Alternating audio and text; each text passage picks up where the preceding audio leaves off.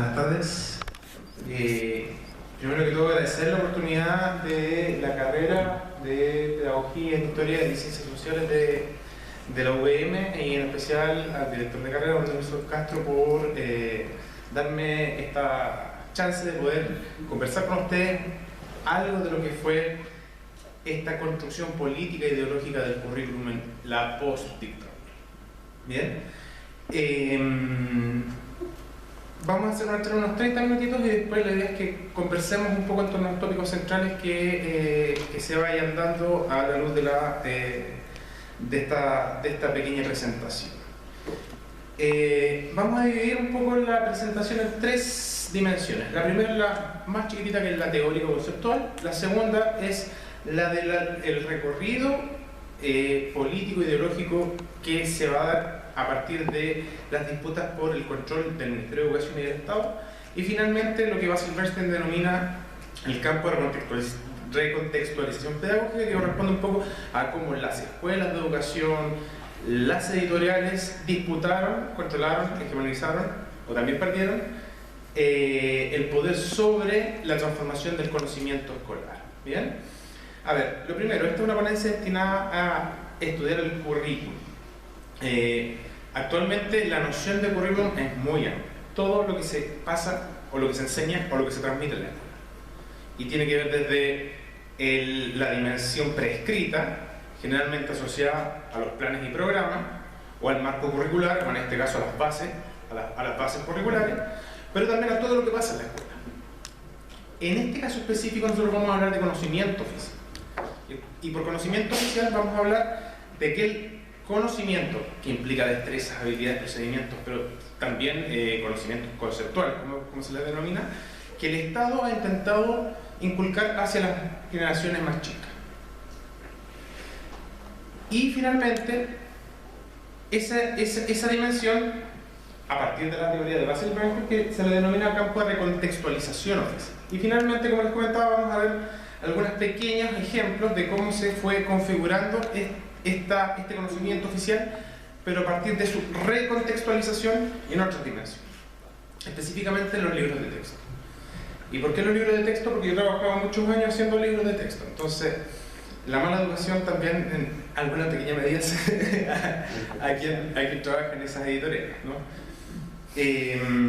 Partimos entonces. Bien, a finales de la dictadura, en 1990, de hecho, en marzo de 1990, se publica la Ley Orgánica Constitucional de Enseñanza. Esta ley estaba mandatada por la Constitución. Debía ser redactada según prescripción constitucional. Pero tuvo 8 años de discusión. ¿Por qué? Porque precisamente lo que estaba en juego ahí era qué es lo que vamos a enseñarle a las generaciones más nuevas y cómo se los vamos a enseñar. Y esta ley orgánica constitucional tuvo algunas características bastante particulares. Uno, evidentemente a nivel político, fue realizada de manera antidemocrática. Y lo que es más triste para los investigadores, aparte obviamente del carácter antidemocrático, es que fue hecha de manera secreta. Es decir, no tenemos mucho conocimiento acerca de cómo se fue procesando la idea de qué era lo que se iba a enseñar a las nuevas generaciones. Ahora, la ley orgánica es mucho más de qué es lo que se va a enseñar, pero en lo que nosotros nos atañe es qué es lo que se va a enseñar. Y de hecho, la ley que queda es la más liberal, por decirlo así. Hay un triunfo de los sectores neoliberales o liberales por sobre los desarrollistas, por sobre los nacionalistas, en torno a la pugna por incidir en el establecimiento del currículum. ¿Qué es importante dentro de esta ley? En primer lugar, proyecta la dictadura en la escuela. ¿En qué sentido? En el sentido de que, como nunca antes en la historia de Chile, una ley de rango constitucional establece de manera central qué es la educación y cuáles son los objetivos y los requisitos mínimos de egreso de cada uno de los, no de los niveles, pero sí de los ciclos escolares. Eso no había pasado nunca antes en la historia de Chile. En general, antes el currículum se generaba en el CPIP. por lo tanto tenía un carácter político mucho más de gobierno, por decirlo así.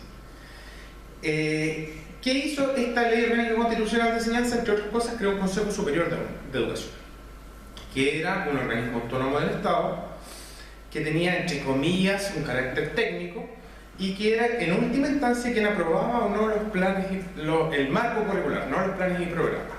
El marco curricular antes que los planes y programas.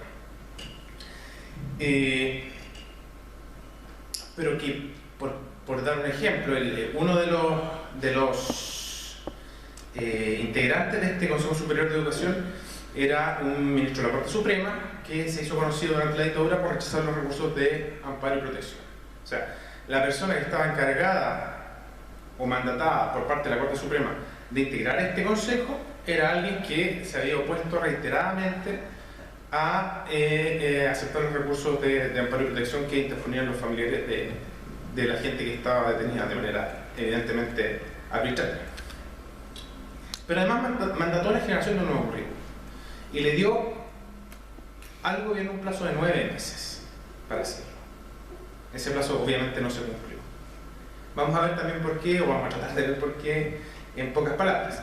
A nivel ideológico, y esto es súper importante, a diferencia de lo que en general plantean los investigadores, yo creo que el Estado aumentó su poder de discreción ideológica sobre la educación. ¿Por qué? Porque precisamente fue una ley de rango constitucional la que estableció, uno, qué es la educación, eso no había pasado nunca antes en Chile, la ley constitucional, y dos, estableció objetivos generales y requisitos mínimos de egreso. Es decir, por decirlo así, es como que en la solapa de la Constitución, en la parte de atrás, se diga, esto todo niño de Chile lo tiene que saber. ¿Qué dice la investigación en general? Y que, con la que yo me distancio, con Cox, con Gissling, con gente que lleva mucho más limpio en el pie y en otras instituciones mucho más importantes, dicen que no, que el Estado bajó su rango de operacionalización ideológica sobre el Estado. Yo planteo lo contrario. Lo aumentó mucho. Y solo después de esa granítica base ideológica venía la espontaneidad escolar o la libertad de generar planes y programas. Y en tercer lugar, a nivel ideológico, creó una nueva categoría para operacionalizar el currículum nacional, que son los objetivos de aprendizaje y contenidos mínimos obligatorios. Hasta antes de la LOCE en general, el Ministerio lo que hacía era crear los planes y programas. Y los planes y programas tenían objetivos, tenían contenido, pero lo que generaban eran planes y programas. Desde la LOCE lo que se intenta establecer es que ya el Estado no va a mandatar planes y programas. Lo que va a hacer es establecer objetivos de aprendizaje y contenidos mínimos. La idea, ¿cuál era? Una rígida formación de base que todos los estudiantes debían, en las que los estudiantes debían ser inculcados, y sobre eso la desregulación, lo mínimo, que al final terminó siendo máximo, pero ese es otro tema. Estoy pensando que aquí es lo que estaba pensando la dictadura al hacer esta ley. Este es como un primer hito, y esta ley, como ustedes bien saben, va a durar hasta que se promulgue la Ley General de Educación, en producto de la movilización estudiantil. Por lo tanto, ustedes y yo fuimos educados bajo el amparo de esta ley. Aunque va a pasar algo, vamos a sentarnos en eso, ¿no? Para que vean un poco un ejemplo. Objetivos generales de educación media. Estos son dos objetivos que todo estudiante en Chile debía, al egresar de la educación media, tener interiorizado. Uno, conocer y apreciar nuestro legado histórico-cultural y conocer la realidad nacional e internacional. Y dos, proseguir estudios o desarrollar actividades de acuerdo con sus aptitudes y expectativas. Respecto a lo primero, evidentemente, en la LOCE se impregnó de determinada sensibilidad nacionalista. ¿Bien? Acá no está tan claramente expuesta, pero lo que está en los sedimentos semánticos de esta frase es eso, o sea, el nacionalismo. Y lo segundo, que es algo que nosotros vimos los más viejotes más claramente, la idea de aptitud.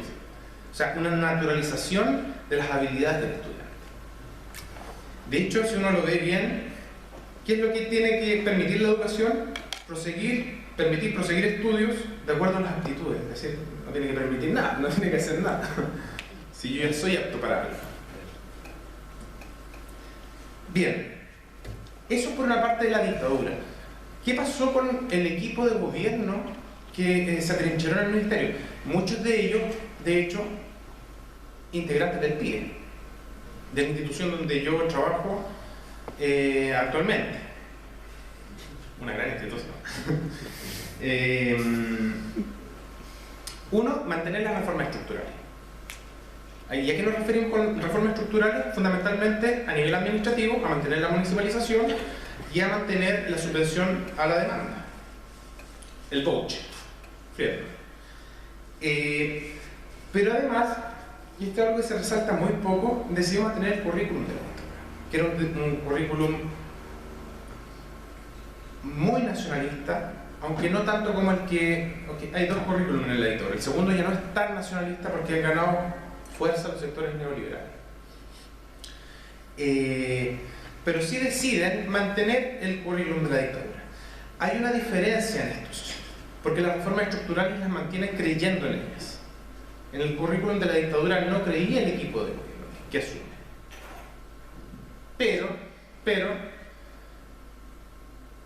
en un contexto, lo dicen literalmente, en el que lo más importante era asentar la democracia, pues iban a evitar, como ministerio, y estaban obligados o mandatados a eso, evitar cualquier tema que pudiese herir susceptibilidades a aquellos grupos más empoderados de la sociedad, que evidentemente hacia 1990 eran los grupos pro dictadura, el gran empresariado, parte de las clases altas, lo fundamental de las clases altas, parte de la jerarquía de la Iglesia Católica, que se va a ver cada vez más empoderada en la medida en que avance la transición.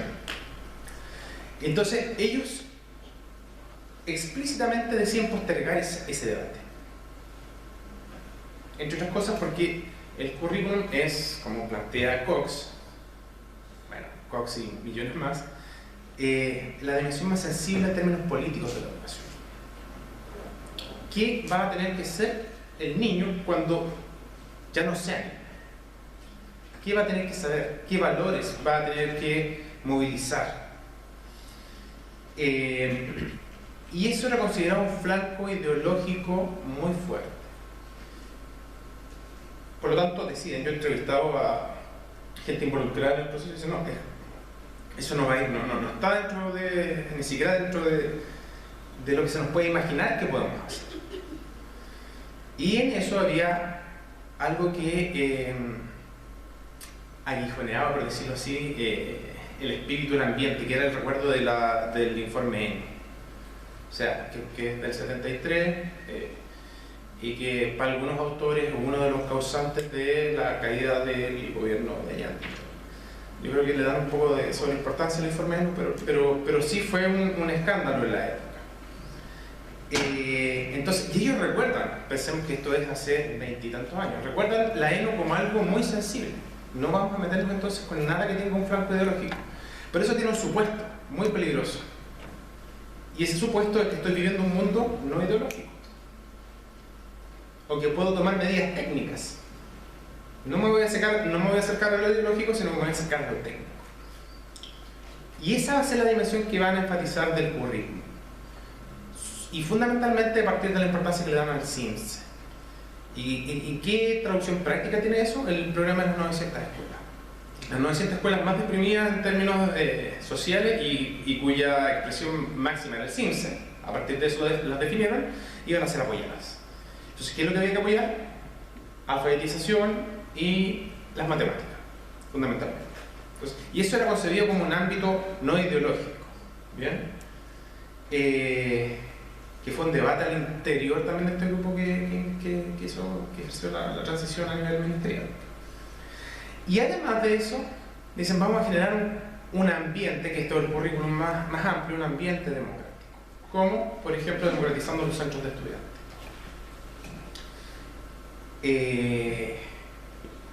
Y eso se combinaba con algunas otras medidas, como ponerle nombre a los colegios, una serie de medidas que eran como bien... si hubiese estado Lavín haciéndola, nos hubiésemos reído un poco de las medidas. Bien, este es un hito central, la Comisión Nacional para la Modernización de la Educación, y que es muy poco resaltado y está muy poco estudiado. ¿Qué pasó? Como la LOS había mandatado el establecimiento de un currículum, el gobierno lo pateó y de repente dicen, ya, vamos a hacerlo, en 1992. El currículum releva la idea de que dentro de la escuela, o una de las ideas de que dentro de la escuela se debe promover una cultura de los derechos humanos. Adivinen quién se puso con una fuerza pública enorme: los grupos pro dictadura. ¿Cuáles eran, en términos concretos, en esa época, los centros de pensamiento de la derecha, el CEP y el de desarrollo? Era la jerarquía de la Iglesia Católica, que estaba muy derechizada, eran los partidos políticos, y recuerden ustedes que tenían senadores designados, no electos democráticamente, y eran además la CPC. O sea, la CPC fue de los que más bulla metió en esa época. Y de hecho, en una editorial de un semanario del Mercurio aparece un titular: el gobierno quiere dividir a la iglesia, porque en la iglesia se produjeron interpretaciones dispares, la jerarquía de la iglesia, la conferencia episcopal, y a partir de eso ya bajemos el cuerpo, vamos a bajar el cuerpo, se acabó, porque una cultura de los derechos humanos era algo que para la derecha no se podía trabajar. ¿Qué pasa? Cambio de gobierno, cambia lo que con Tarro llamaríamos la estructura de oportunidades políticas. Cambio de gobierno. Frey, un gobierno para los nuevos tiempos. Y la derecha está muy contenta con Frey. Y la concertación está muy contenta con Frey también.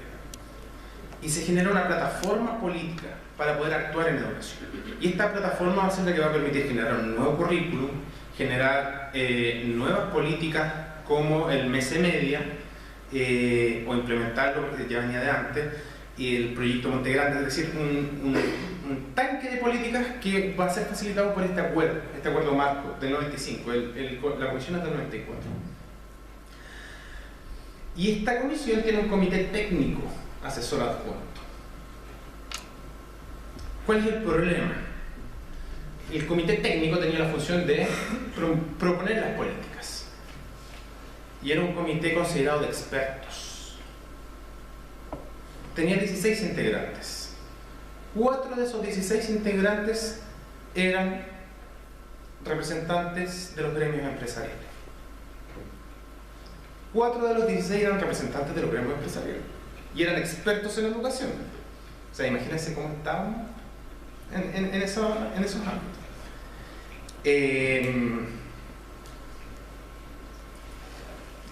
Paréntesis, yo me pongo un poco puntúo para hablar de estas cosas. Si tuviese otra persona opinaría muy distinto a lo que estoy planteando yo, que es una perogrullada, pero es bueno que esté como también que quede claro. O sea, esto, como otras cosas, son interpretaciones, pero lo que no es interpretación o difícilmente reinterpretable es que 4 de 16 eran representantes del gremio empresarial.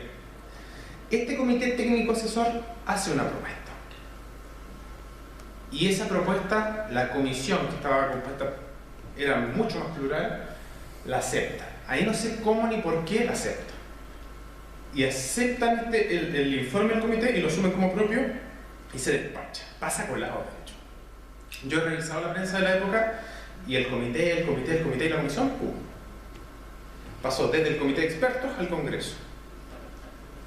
¿Cómo? ¿Por qué? Son cosas que sería interesantísimas saber. ¿Cómo pasó eso? Porque de hecho la comisión tenía muchos reparos en lo que planteaba el comité, pero de un momento a otro pasa al Congreso y se establece un acuerdo marco. ¿Bien? 3 fueron los pilares fundamentales. 1, vincular vida cotidiana del adolescente con la educación. 2, vincular el sistema educacional con el sistema laboral. Esto es lo central, ¿verdad? Hacer del sistema escolar un sistema al servicio de la economía, pero ni siquiera de la transformación de la economía, sino que al servicio del empleo, por decirlo así. Y 3, fundamentar el currículum en habilidades blandas y no en contenidos conceptuales. Que es lo que decían, estamos en la sociedad del conocimiento, estamos en un proceso de modernización. No necesitamos gente que sepa o que... a propósito un poco de lo que decía Nelson, yo tengo la intuición de que el constructivismo fue como la teoría pedagógica del capitalismo tardío, por parafrasear a Jameson. ¿Sí? Vamos a hacer de todo y no vamos a saber de nada. Y es todo tan formal, todo tan bello, todo tan blando, que me voy a poder desempeñar en lo que sé, como sea. Por lo demás, había que vincular a la vida cotidiana del estudiante, no para que esa vida cotidiana adquiriese sentido, sino que para que adquiriese sentido esa habilidad blanda.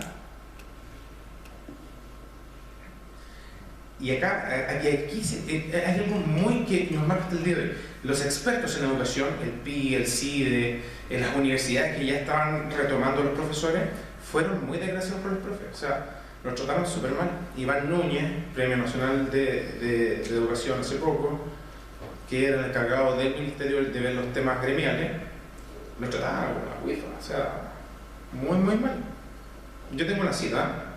Con los profesores, a propósito del estatuto docente, con los profesores preferimos una guerra civilizada que una guerra de guerrillas. Que una guerra de guerrillas. Es decir, preferimos tener un marco central de guerra, o sea, una cuestión chocante, que múltiples guerras focales con los municipios, etc.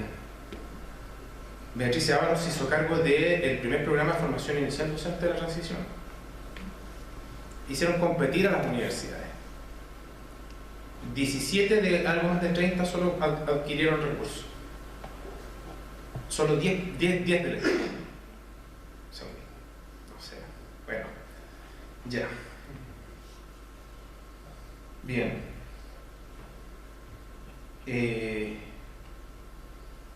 Y ahí se construye el marco curricular. De historia hemos hablado re poco, pero bueno, vamos a ver si, porque no sé cuánto. ¿Vamos? Ya. Y ahí se construye el marco curricular que va a ser esta rejilla de objetivos y contenidos mínimos, que es algo que no existía en la historia de Chile, a nivel técnico, por decirlo así. Es decir, construir algo que no tenía ni plan ni programa. Es antes que el plan y el programa. Es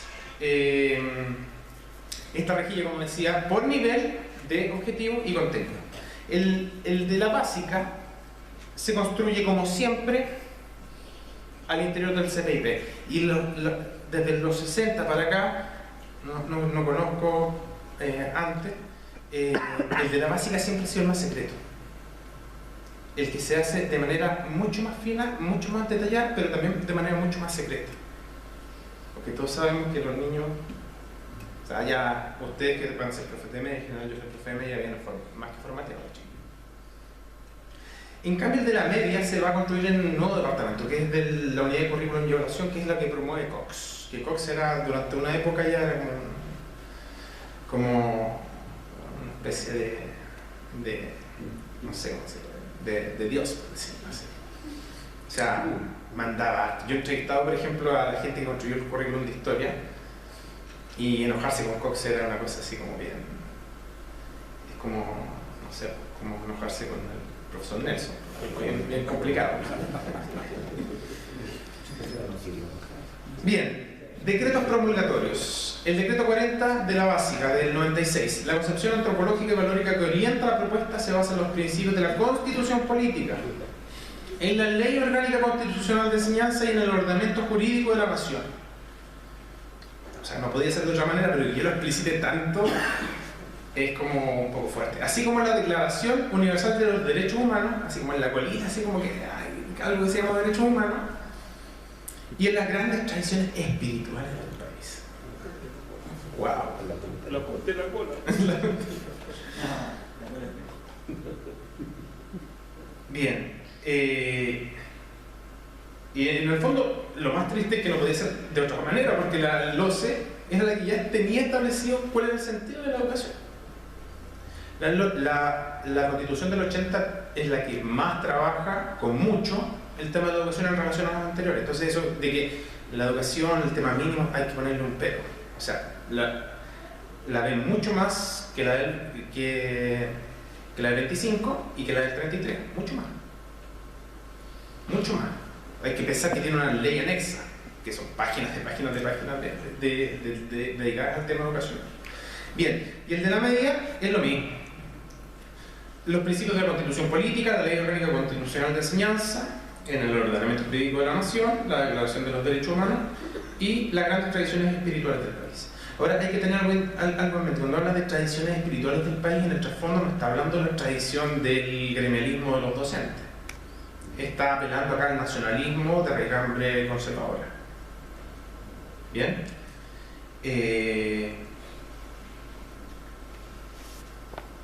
Y de hecho, tal como parece así, es como un injerto. O sea, pone al mismo nivel la Declaración Universal de Derechos Humanos que la LOCE. Es como bien complicado. A eso en la concertación el Ministerio lo defendía porque aludía que esto era pragmático. ¿Bien? Y no era ideológico.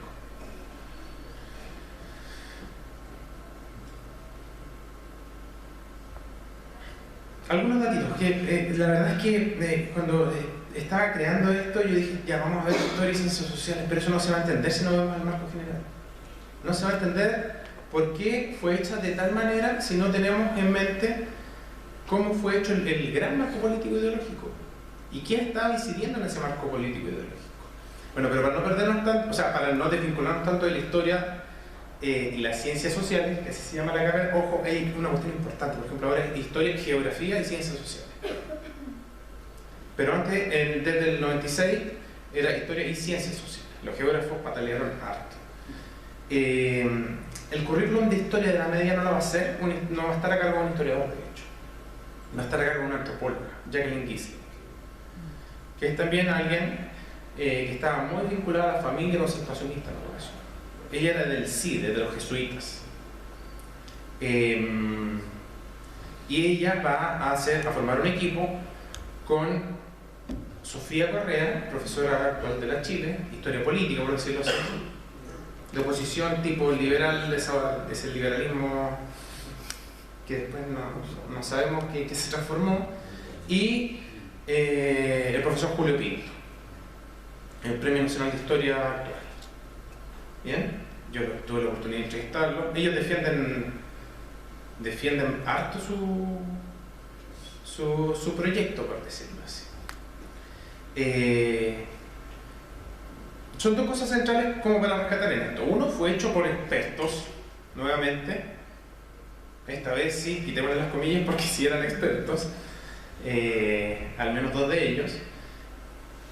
Y a nivel de construcción, eso sí, tuvo la media un nivel de socialización mucho mayor que el de la básica. Hubo un proceso de recontextualización del currículum fuerte. Este ha sido el mayor proceso de construcción curricular en historia y en general de la historia de Chile. Pasó por múltiples etapas, múltiples filtros, consultas nacionales al profesorado, pero los profesores evidentemente no participaron en la concreción, participaban en el filtro de sí, sabéis que tiene mucho de esto, muy poco de esto otro. En general los profes querían abundarlo, decían hay muy poco de Chile.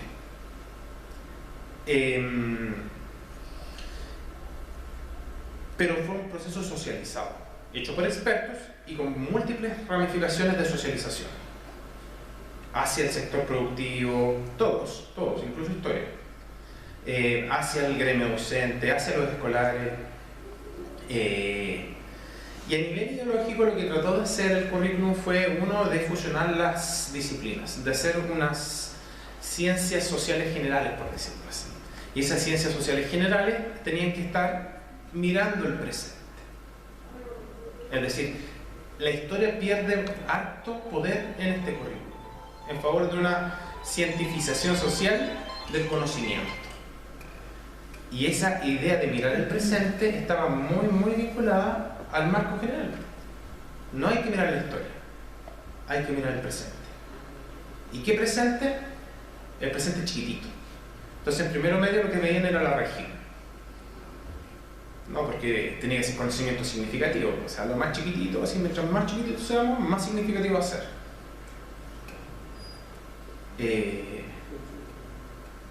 Y Y esto tiene que ver con lo que les digo un poco, las disputas por el poder. ¿Eh? Yo hago clases en educación básica, entonces las chiquillas salen de aprendizaje y desarrollo, donde nos dicen que el cabro chico no piensa, o que tiene un pensamiento heterónomo, por ponerlo en términos técnicos, y van al curso de ciencias sociales, donde ¿qué fundamento científico tienen para decirme que el niño tiene un pensamiento heterónomo?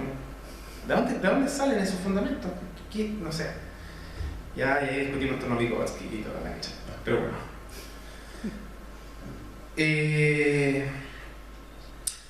Crisis de la educación.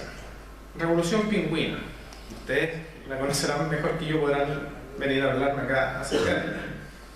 Pero esta revolución necesita un procesamiento político institucional. El Consejo Asesor Presidencial de la Educación es lo primero, un consejo que es una especie de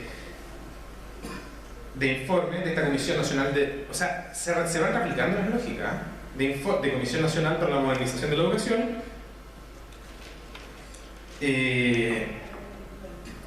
y una posterior procesamiento a nivel del Congreso que dura 2 años aproximadamente. ¿Qué pasa? Que si bien habían sido los actores sociales que habían levantado un poco esto, fundamentalmente los estudiantes secundarios, posteriormente rechazan ambas instancias y fundamentalmente el Consejo Asesor se retira, pero también se retiran los profesores. ¿Y por qué se retiran los profesores? Porque esto tiene una historia bastante grande. Desde los 90 en adelante fueron sacados, maltratados, muy maltratados por parte de la clase política, por decirlo así.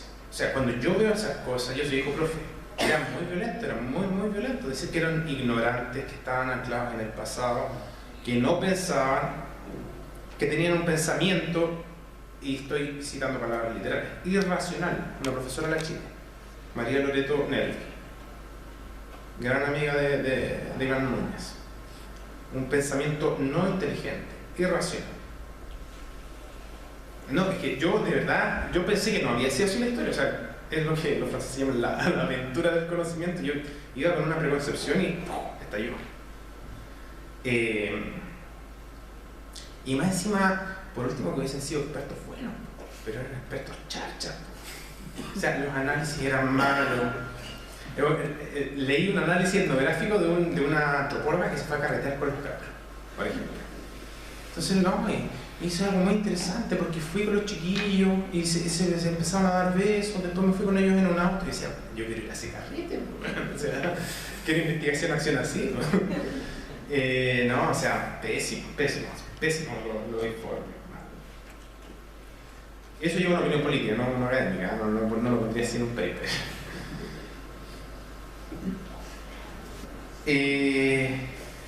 Ley General de Educación.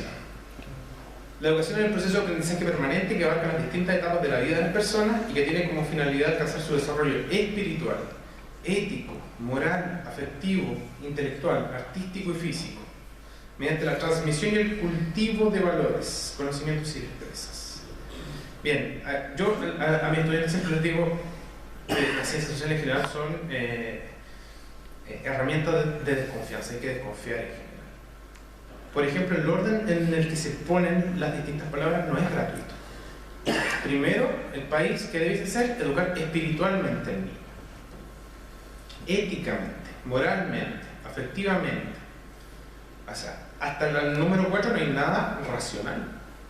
Y no es que yo sea muy racionalista, me gusta trabajar la teología de hecho, pero o sea, es muy espiritualista la visión que tienen en la educación. Y además tiene una visión bancaria, como diría Paulo Freire. ¿Qué hay que hacer? Hay que transmitir para que el estudiante cultive. Es decir, en esta visión de la educación el estudiante no tiene nada que decir. Solo se ha rellenado de conceptos, conocimientos, habilidades, etc. Bien, la ley general sacó la estructura de objetivos y contenidos mínimos y solo dejó objetivos generales y mandató el establecimiento de nuevas bases curriculares. Además, creó un Consejo Nacional de Educación que es una actualización del Consejo Superior de Educación. Obviamente en un Consejo Nacional de Educación no van a estar representados los profesores, si un Consejo Nacional de Educación, ¿cómo se les ocurre?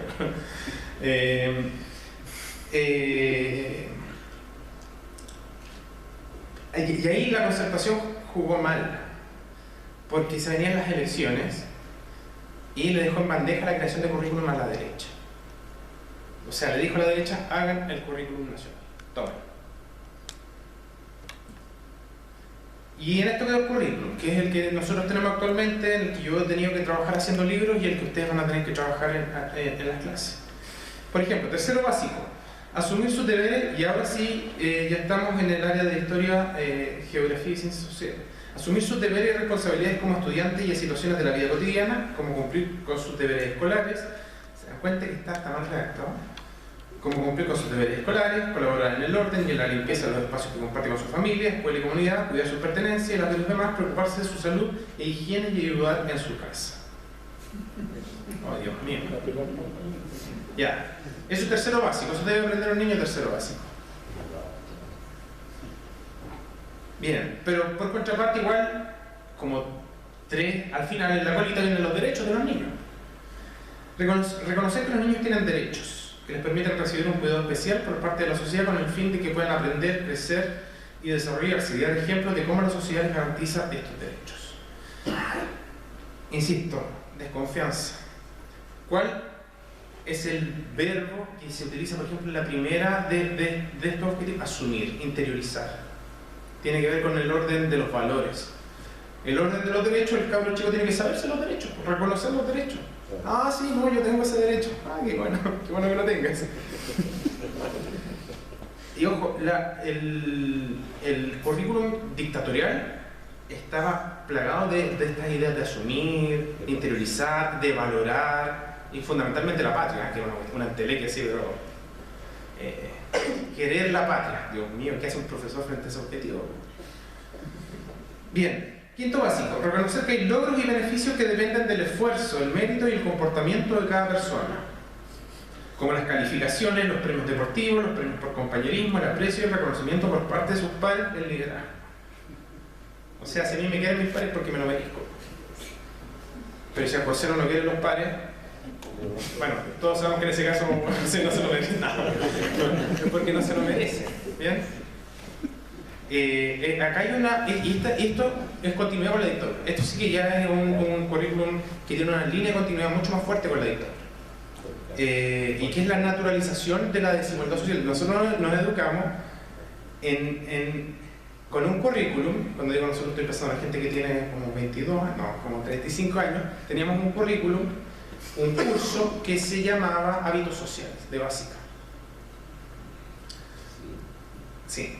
No sé si lo pasé, porque yo no me acuerdo de haberlo, pero sí lo leí. O sea, es parte del currículum. Hábitos sociales. Y tenía un objetivo de aprendizaje que era entender que quienes van a la universidad es porque son más capaces. O sea, eso era así. Y estaba la idea de la prueba de aptitud. La aptitud, claro, la prueba de aptitud. De hecho, yo rendí esa prueba. Yo también rendí la prueba de aptitud. ¿También? Pero tenía poca aptitud, la verdad. Pero hay otro objetivo más triste. El otro objetivo de ese curso era que tenían que entender los chiquillos que dependiendo de la escuela, era lo que iban a hacer cuando grandes. Dependiendo de la escuela, Dios mío. Entonces, claro, uno puede ser muy crítico también con estos nuevos currículum, como yo lo soy, pero lo que había antes, carnito. Bien, y esto sí que es súper fuerte, ¿eh? En relación a las bases curriculares de formación ciudadana, sobre todo la formación ciudadana, existe una historización de la formación ciudadana, es decir, los valores ciudadanos tienen que ser vistos a partir de la historia. Formación ciudadana, 2 puntos. El legado del mundo antiguo. ¿A quién le importa? O sea, está bien, es importante. Pero no es práctica ciudadana. Formación ciudadana, una concepción de los derechos individuales como fundamento de la política moderna. Eso es historia. Y una forma de entender la historia bastante particular. Ya. ¿Cómo estamos? ¿Pasado? ¿O me quedo? Tenemos de 4, 5 minutos más. Ya, vale. Ya. Economía y neoliberalismo. Aquí explican que la racionalidad económica neoliberal, en primero medio, y aquí quería pasar un poco lo que yo trabajé durante 5 años. El currículum prescrito es transformado, permeado por otras instancias. En este caso específico, por parte de las editoriales. En Chile actualmente hay 2 editoriales grandes, Santillana Española y SM Española. ¿Bien? Cobran aproximadamente en el mercado privado 30.000 pesos cada libro. El costo de cada libro es 5 lucas. Y se van a robar por último que la plata aquí en Chile, pero más encima se la llevan para España. Y el mercado público también, o sea, son los que tienen espaldas para poder competir con fuerza. Ya. Saber, primer año básico, editorial Andrés Bello, 1981. ¿No se alcanza a ver? ¿Así? Sí. Ya.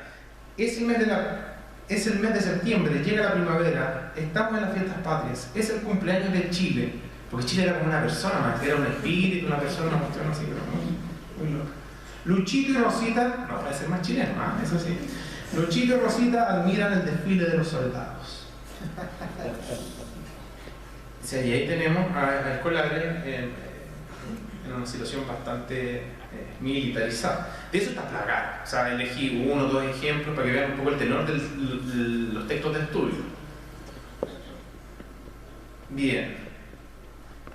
Al integrada cuarto año base con el COPRA en 1980. El actual gobierno de Chile. El 11 de septiembre de 1973, debido al enorme desorden en que había caído el país, asumió el mando de la nación una junta militar de gobierno integrada por los jefes de las Fuerzas Armadas y de Carabineros.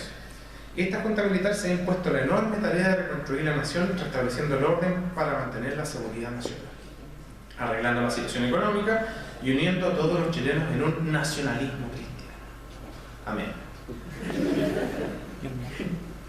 O sea, esto era a lo que estaban expuestos diariamente los estudiantes de esa época, aquellos que tenían acceso a textos escolares, que era mucho menos que en la actualidad en todo caso. Bien, y Pinochet en el ámbito escolar, no me constan los otros, pero supongo que también, siempre aparecía con portales detrás. Bueno, no vamos a profundizar en eso, pero en el ámbito escolar, siempre que aparecía Pinochet, aparecía, y de hecho acá atrás, no se alcanza a ver, pero está portales, ¿bien? Con nuestro presidente de la República. Bien, y esto tiene que ver un poco con disputas. Este texto yo lo hice yo en la editorial CM, o sea, la verdad es que mi nombre parece muy chiquito, los autores son los que sobresalen ahí, pero en el fondo se hace internamente. El de su izquierda, probablemente el de la izquierda dice el gobierno militar, y es del mercado privado. El de la derecha ganó la licitación, obviamente si lo sé yo, y es del mercado público. Y estas cosas no dejan de ser importantes para un análisis multimedial y semiótico en el texto de estudio y semántico también. Es decir, en el mercado privado se le está diciendo a los chiquillos fue un gobierno militar, y en el mercado público se les está diciendo una dictadura militar. Y es el mismo texto. Ahora, uno dirá, chuta, ¿pero quién hizo ese texto? O sea, el que lo hace es un libro pinochetista, como alguien dijo por ahí alguna vez. Lo hizo quien habla. Y fue una pelea que yo perdí. Y estuve dispuesto a poner mi nombre a pesar de que decía gobierno militar, porque gané peleas internas de qué poner dentro. O sea, el nivel de violación a los derechos humanos, la implantación, el vínculo incluso entre esa violación sistemática de los derechos humanos y la implantación del neoliberalismo.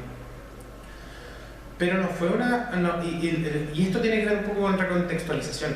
Yo cuando veía los textos de estudio antes decía, no, acá hay un grupo maquiavélico, Marco, lo que hemos conversado, hay un grupo maquiavélico pensando cómo destruir, ideologizar a nuestros cabros chicos. Mentira. ¿Saben cuántos libros de historia había en la editorial? 0. A la que te criaste, capitalismo a la chilena. Entonces, a mí la única unidad que me ultra revisaron fue esta, la de gobierno militar. Y esta pasó por el gerente editorial, fue, imagínate, de un libro pichiruchi, que llegue a la gerencia de algo porque la cuestión causa mucho ruido. Y con ciertas amenazas hacia mi jefa. no amenazas, pero sí decirle, oye, ¿estáis seguros de lo que estoy diciendo, lo que van a poner adentro? ¿Y cómo lo van a decir? Y para el siguiente texto ya no, yo me arranqué por los tarros, no les pregunté y puse dictadura militar, y debe ser el primer texto que en el mercado privado dice dictadura militar, que es algo que no incide en nada, pero que, no sé. Pero para que vean un poco lo que hay que hacer en términos tan pequeñitos, y que eso en otros ámbitos es una pelea cotota. Y en el mercado público obviamente dice dictadura militar. Me sacó caras verdes. Ya, y con esto terminamos, que es un ejemplo. Las bases curriculares, por ejemplo, dicen analizar y debatir sobre los desafíos pendientes para el país, y dan una serie de desafíos: pobreza, garantizar derechos de grupos discriminados, desarrollo sustentable, etc. No aparece educación. O sea, dentro de los desafíos del país no existe la educación para el Estado, al menos lo que debe ser transmitido a los estudiantes. Y obviamente en SM decidimos incluir educación. Ahora, ahí uno va tomando decisiones que tienen que ver con proyectos políticos, pedagógicos, técnicos. El texto del 2014 fue mucho más explicativo. Nosotros planteamos ahí por qué el sistema educativo tenía desafíos. Este del lado me lo robé, porque está puede que ni siquiera exista, porque está en licitación actualmente. Y la opción esta vez fue exponer datos duros, ¿bien? Y eso tiene implicancias para cómo vamos a trabajar el tema en clase. Muchas implicancias. El de la izquierda está mucho más contextualizado, pero mucho menos ameno, que es algo importante igual dentro del proceso de exposición de un libro de texto. Y el otro está mucho menos mediatizado por implicaciones, pero tiene datos más decidores, por decirlo así. Y finalizo con una pequeña reflexión que tiene que ver con el campo de recontextualización pedagógica central, que es el de los mismos profesores. Si bien yo discuto y estoy en contra de la visión de que la educación se mejora en las clases, o sea, sí se mejora en las clases, pero que ese es el centro de la mejora educativa, porque más bien el centro de la mejora educativa tiene que ver con políticas centrales buenas, existe una posibilidad enorme por parte de los docentes de poder transformar, de poder manipular, de poder generar nuevas posiciones en torno a cómo se puede concebir o no la historia. Si tradicionalmente se ha dicho que los profesores son parte de un aparato ideológico del Estado, que de hecho ha funcionado así, y en el momento en que los profes nos demos cuenta de la fuerza ideológica que tenemos dentro de cada institución y entre las instituciones, los cambios pueden ser radicales. Esa es mi opción, que mis amigos me acusan de voluntarista, obviamente. No mis amigos, pero algunos de mis colegas / amigos. Eso es lo primero. Y lo segundo, que así como existen una serie de filtros dentro de la producción política, ideológica y pedagógica del conocimiento escolar, pasa lo mismo con ustedes. Es decir, ustedes están empoderados en torno a una transformación de ese conocimiento que tiene incidencias fuertes en el aula y que repercute en el aula. Ahora, la idea sería que eso repercutiese en el aula, pero que además tuviese un proceso inverso, que es que repercutiese hacia otras instancias que no son solamente el aula. Y eso también tiene que ver con la disputa del cuerpo. Eso, gracias.